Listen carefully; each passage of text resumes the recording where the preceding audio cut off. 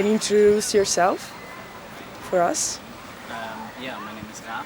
I'm 23 years old. I was born female. I'm transgender. Yeah. That's about it.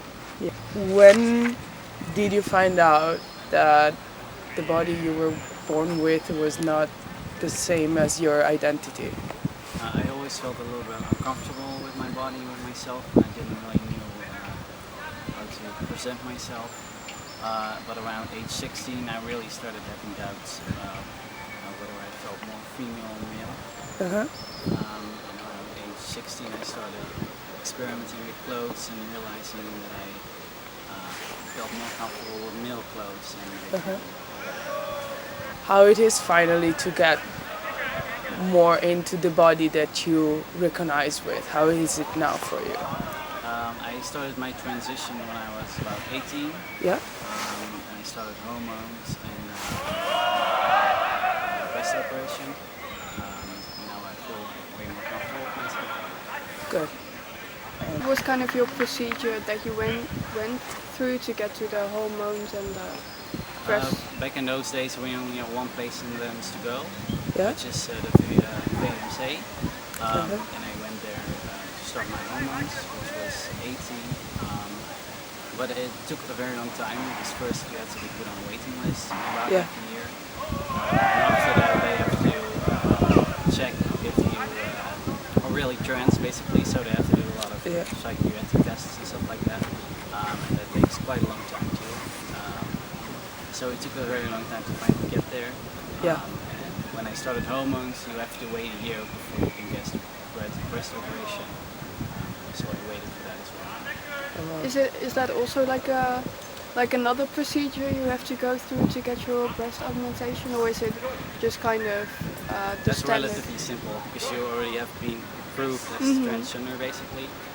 So the initial hormones take a really long time. You have to do a lot of tests. But breast operation is pretty easy to get accepted for. But you just have to wait a year because the hormones can still change your body basically. Okay. How is or how was like the experience of like shopping for clothing and or underwear while transitioning and after? How if it has changed or what was it for you like? In the beginning, this was quite hard. I was very anxious to shop in the men's section because I still look pretty female, Yeah. especially buying underwear for the first time. And I remembering we had a gala at school, so I Yeah. had to buy a suit. So I had to be in the men's section, and maybe people could kind of see that I was maybe female. Yeah. So it was I was very anxious to do that. But when I got hormones and I basically passed as a man, it got pretty. Yeah, yeah. And about that anxiety, at the same time, did you feel kind of like relief at the same time that you were like actually buying something that it was fitting you? Because like for example, you bought before for like female clothing and you just had it to kind of buy it, but you didn't feel it really comfortable. And even if you were, but shifting to the men's section, and then of course there was like this taboo that people looking at you and maybe thinking things, but at the same time, did you feel like relief?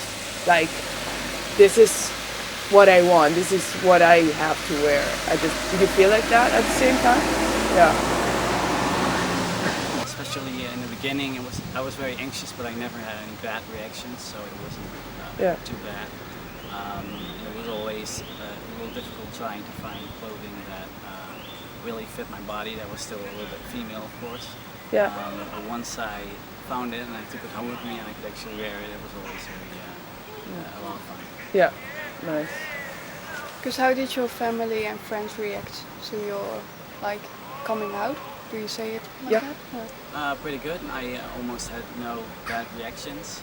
It took a little while to tell everybody. First my parents, and they didn't really get it. I tried to explain to them I would like to be a guy, but they thought I was just saying I would like to be a guy but nothing more. I was just expressing how I felt and not trying to tell them I was trans. But we talked about it more and eventually they accepted it quite well and really Nice. helped me with my process, and all my friends, everybody at school was very cool. So it was Cute. all very great. Right. At like what time of the day you felt most like uncomfortable, like vulnerable when you were transitioning, or even not transitioning before? If you had like a special moment in the day or week or whatsoever that you felt like most vulnerable. Maybe not a special moment, but mostly also school, because when I'm at home in my own room, nobody has to see me, and it doesn't matter that I look a little bit female or anything.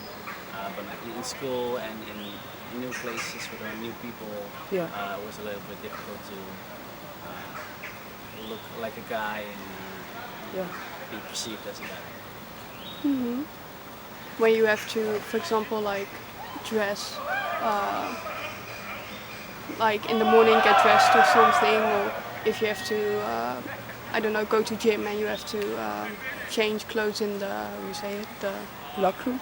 locker room. Yeah. Yeah. Yeah, Do it's you also always, have that kind of? yeah, it's always a moment? struggle in the morning, like in those days anyway, to find the clothes that look the most masculine, so try something on and then something else and something else. But it never really made that much difference on it a little bit. So just finding a shirt that you feel most comfortable with, but you can never really feel completely comfortable, was kind of difficult.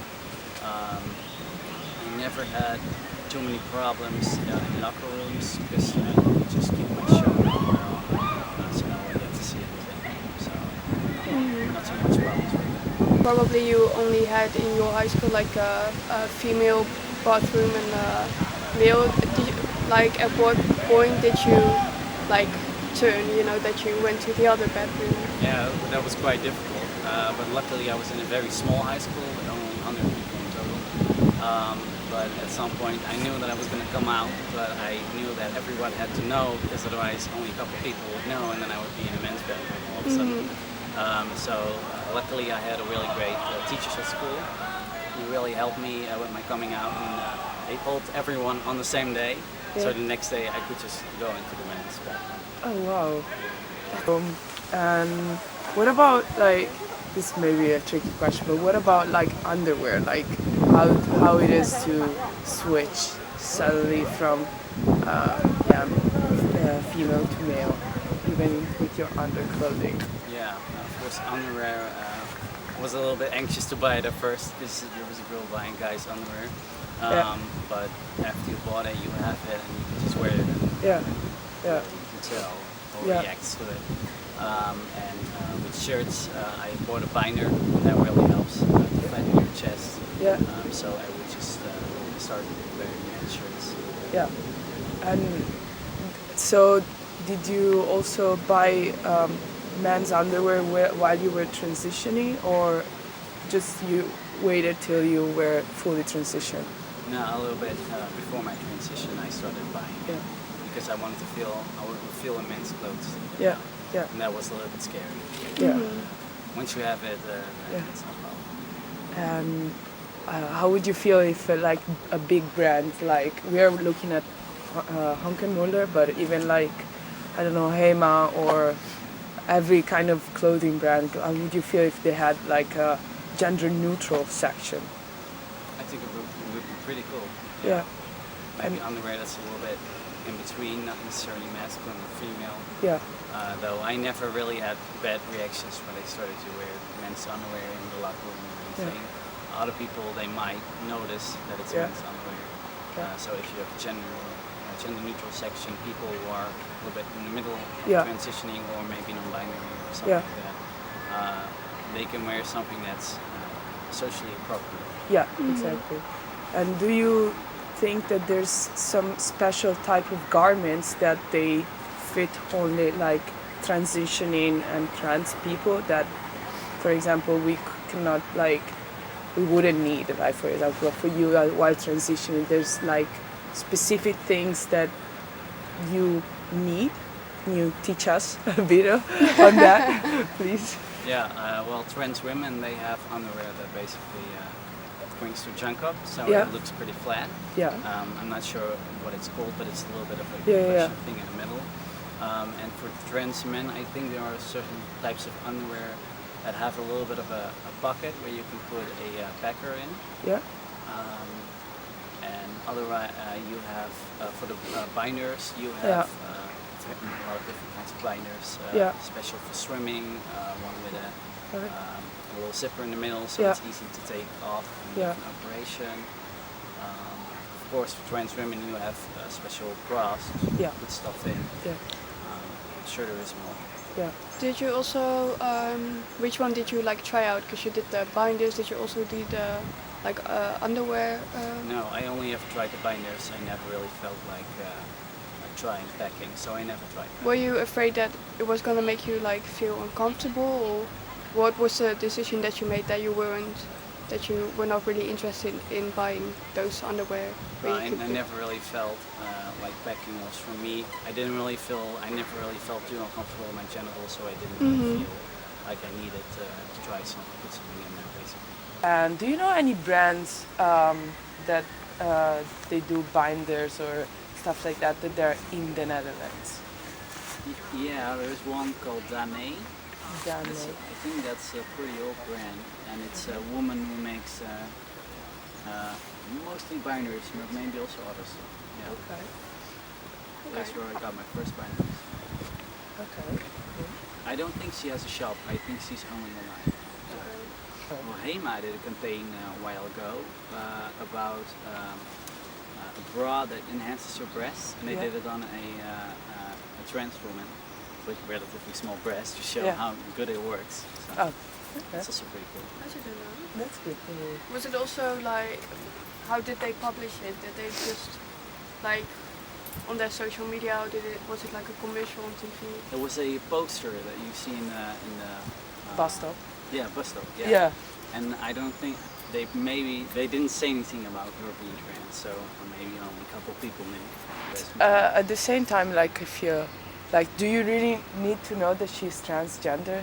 Like, what I feel, maybe I'm making an assumption and maybe I'm also arrogant saying that, but when you're a trans male or female, you don't want people to see you like as trans, you know, they want you to see them like as a female or a male. Am I right? Yeah, So yeah. maybe, of course, they use a trans female person, but at the same time, you know, you shouldn't know the secret. You know? It would be kind of weird if they put it on a poster, trans woman.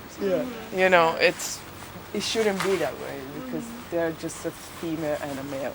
Like Because do you? what was before, it's something else. I think. Yeah. You know.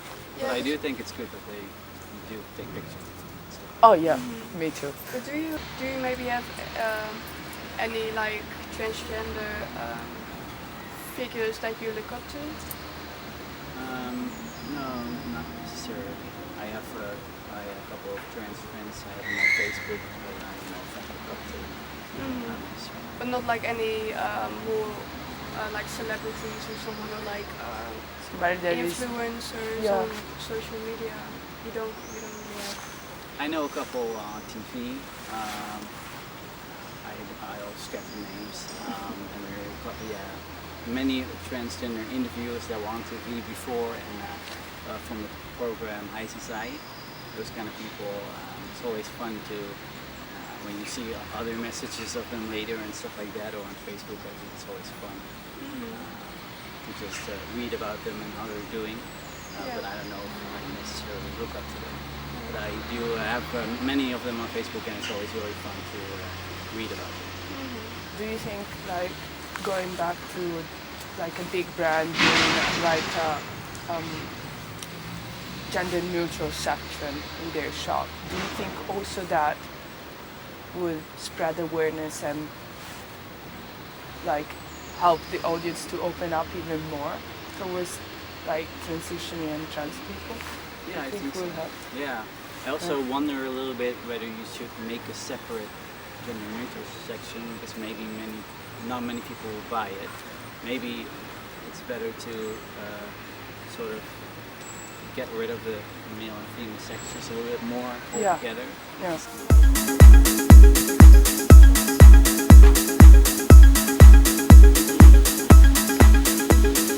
Ti ho chiamato per dirti che ti amo.